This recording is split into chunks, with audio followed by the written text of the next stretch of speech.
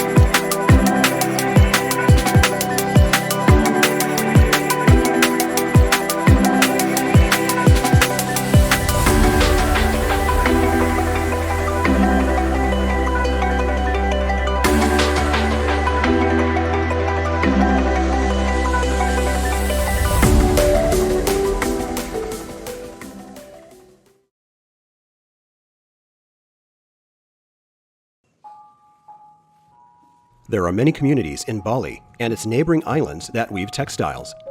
However, in the Balinese village of Tenganan, we find a cloth considered by many to be the most precious due to the skill and time required to make it. This sacred cloth is known as gring singh. Gring means sick, and singh means no. It is prized for its ability to ward off evil and sickness, and to bring good fortune to the wearer. Gring singh is a fabric produced by double ikat. Ikat is a resist technique in which bundles of yarns are wrapped to create patterning prior to dyeing and weaving. Double ikat is a process in which both directional weave elements, the warp and weft yarns, are prepared with this technique. Tenganan is one of 3 places in the world producing double ikat today. It is not a cloth that is worn daily. Gring singh is carefully stored and used for important rituals and occasions, such as weddings and other life celebrations. Let's look at the process of making a gring singh textile. At one time, cotton was grown in the hills around Tenganan, and yarns were made by hand. Today, commercially produced cotton yarns are imported and often boiled with a mixture of water and ash, which removes softeners or other chemicals and adds the alkalinity necessary for dyeing. A mordant or dye fixative is prepared using natural ingredients, such as crushed candlenut, papaya leaf, and turmeric. Turmeric is largely a colorant, imparting a deep cream slight yellow color to the cotton. The ingredients, when mixed with water and wood ash, fix the red dye to the yarns. In the past, these ingredients would be pounded by hand. However, today a blender is often used, as it is faster and produces a more consistent yield. Yarns are then added to the prepared mordant mixture and allowed to soak for 3 nights for a deep penetration. The yarns are hung outdoors for 6 weeks, ensuring that the mordant is well fixed. The long drying process in the sun, together with the turmeric colorant, stains the yarns a golden yellow, the base color of gring singh cloth. Both the warp and weft yarns are wrapped onto wooden frames and grouped into sets. Each set will have the same number of yarns. The number of sets will vary, depending upon the width of the final product. Yarns are then tied off in group bundles. The bundles are marked with dark and light hash marks in a non-permanent ink to aid in the patterning and alignment of the yarns in the final design. Using the hash marks as a guide, the artisan begins tying off areas of the yellow yarns. The artisan knows from experience where to place the ties and how wide to make them. These bound areas will resist the dye and remain yellow during the first dyeing process. The first color to be applied will be natural indigo. It is not dyed in Tenganan, but in nearby Bugbog. Legends say that it is bad luck to dye both colors in the same village, but there is a practical explanation. Bugbog gets more sun than Tenganan, and the soil is better for growing and harvesting the Indigofera tinctoria, which grows wild in and around Bugbog.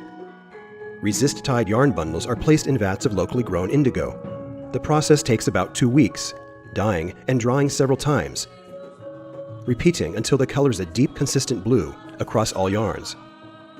The yarns are then returned to Tenganan for further resist tying before they will be dyed again, this time with a red dye made from the bark of the Indonesian morinda or mulberry tree. At this time, some of the blue-dyed areas will be bound, and some of the ties binding the yellow yarns will be removed, exposing different areas to the red dye. To achieve the deep brick red desired, the process can take upwards of 12 dippings over 3 months. Once the dyeing is completed, the last of the resist ties are removed, showing the complex coloration which has been achieved by this lengthy process. Deep blue-black indigo and reddish-brown morinda-colored areas contrast boldly with the honey-yellow yarns. The yarns are always the same colors and saturation, a tradition that has been maintained for centuries by the villagers. Warp yarns are then placed into a backstrap loom where the pattern can be seen taking form. The weft-dyed yarns are woven continuously into the warp yarns. There are only a few sizes of cloth width made, and no more than 24 patterns are produced, under strict agreement by the Bali Aga, or old families, and Tanganan. Some of the motifs found on Gringsing can be seen on Indian trade textiles. Other patterns are similar to scenes found on relief carvings in East Java or Balinese shadow puppet figures. The most expensive textiles contained prada, or gilded yarns, which were woven at the end of the ritual Gringsing cloth. The patterns reflect both the times and the wearer of this unique and cherished cloth.